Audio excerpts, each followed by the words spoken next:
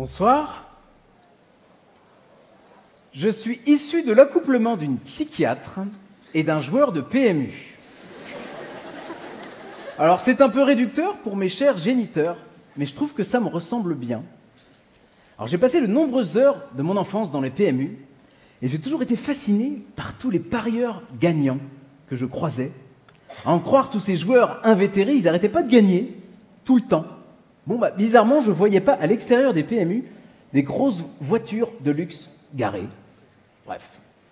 Et puis un jour, j'ai 10 ans, je choisis 2 chevaux, ils finissent premier et deuxième. Un couplet gagnant, je gagne plus de 500 francs. À moi, les montagnes de Playmobil. Les étiquettes Panini par tonne. Et les glaces à l'italienne. Hooked. Accroché. Hooked, c'est le terme anglais pour parler des personnes qui sont addictes. Alors j'ai continué à parier avec mon père, comme ça, sans dommage spécifique, jusqu'à mes 22 ans.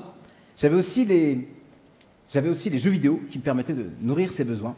Et puis en 2004, je reçois mon premier salaire. Et quelques mois plus tard, je vois une pub passer sur Internet pour les paris sportifs. 100% bonus, 200 € offerts, 100 pounds, free bet. J'adore free bet parce que ça veut dire pari gratuit, mais dans le mot free, il y a aussi une notion de liberté. Je trouve ça un peu vicieux. Isn't it?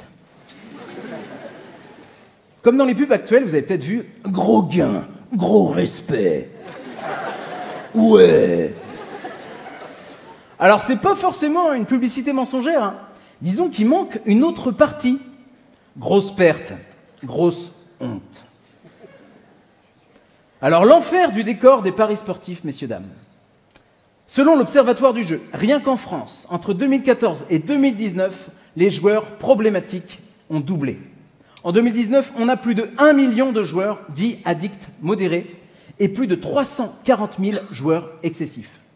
Selon une étude internationale, plus de 20% des joueurs excessifs tenteront de se suicider. Alors pour ma part, je faisais partie plutôt des addicts modérés. Je pariais des sommes raisonnables, mais disons que j'y passais un temps fou. Je pariais parfois la nuit, souvent le matin, le midi, le soir, le week-end, les jours fériés, en vacances, également en dîner entre amis et en famille. Vous savez, les moments où on est censé être chaleureux et détendu. Et ben moi, j'étais accroché à mon téléphone, comme ça, pas toujours fier, tout simplement. 95% des parieurs sont perdants. Alors, pour revenir à mon histoire, entre-temps, j'étais devenu banquier dans la gestion des risques.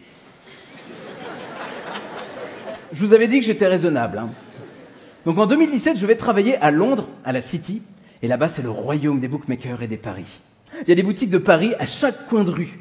Je me dis, s'il y en a à chaque coin de rue, c'est que ça ne doit pas être si grave. Bon, après, quand je voyais quand même le style des habitués, je me disais quand même, bon. Mais bon, moi, je suis fort, hein, il n'y avait pas de raison. Toujours est-il qu'en 2010, je repars à Paris avec une addiction bien musclée et la ferme intention de travailler à la Française des Jeux dans les paris sportifs. Mon rêve. Et en juin 2010, mon rêve se réalise. Je suis embauché en CDI à la Française des Jeux en trader paris sportifs. L'extase. Comme un drogué qui devient dealer. Un vrai poison dans l'eau. Et puis, fin 2010, j'ai la vie qui m'envoie 2 messages.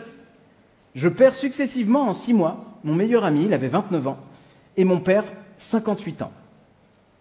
Alors autant pour mon ami, j'ai eu des sentiments plutôt normaux dans ce cas-là, hein. Choc, déni, colère, un fort sentiment d'injustice.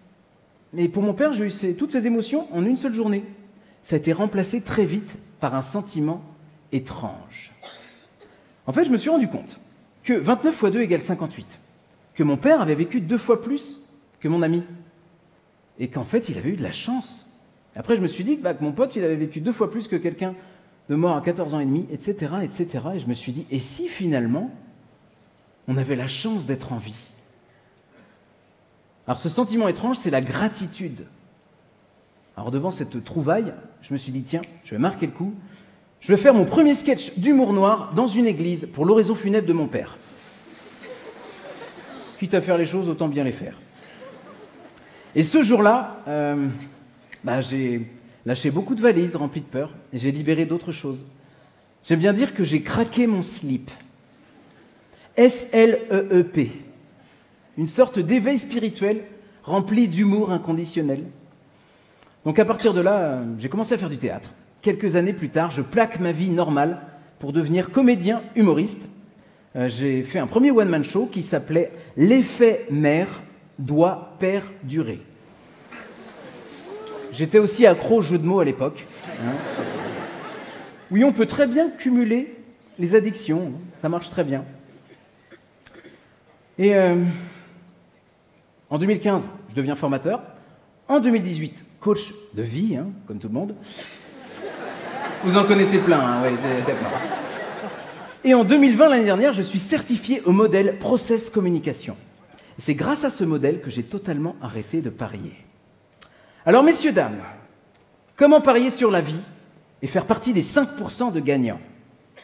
Ah oui, le bonheur, 100% des gagnants ont tenté leur chance. Alors, en 1, la gratitude. Selon le docteur Ali Benazir de Harvard, nous aurions une chance sur 700 trillions de naître. 700 milliards de milliards. Pour vous donner un ordre d'idée, ça fait 5000 milliards de fois de plus de chances de gagner à l'euro-million que de naître. La vie est notre jackpot, les amis. Alors la mort est également très riche d'enseignements.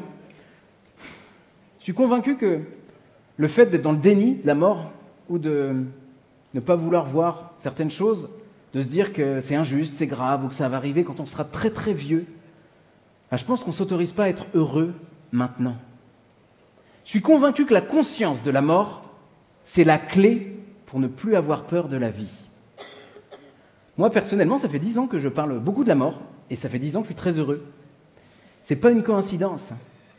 Alors un conseil, regardez la mort droit dans les yeux, approchez-vous, écoutez, et elle va vous murmurer votre mission de vie. Ensuite, la connaissance de soi. Alors, je vous disais tout à l'heure qu'avec le modèle Process Communication, j'ai appris plein de choses sur moi, et notamment que nous avions toutes et tous des besoins psychologiques, à la fois communs et également spécifiques.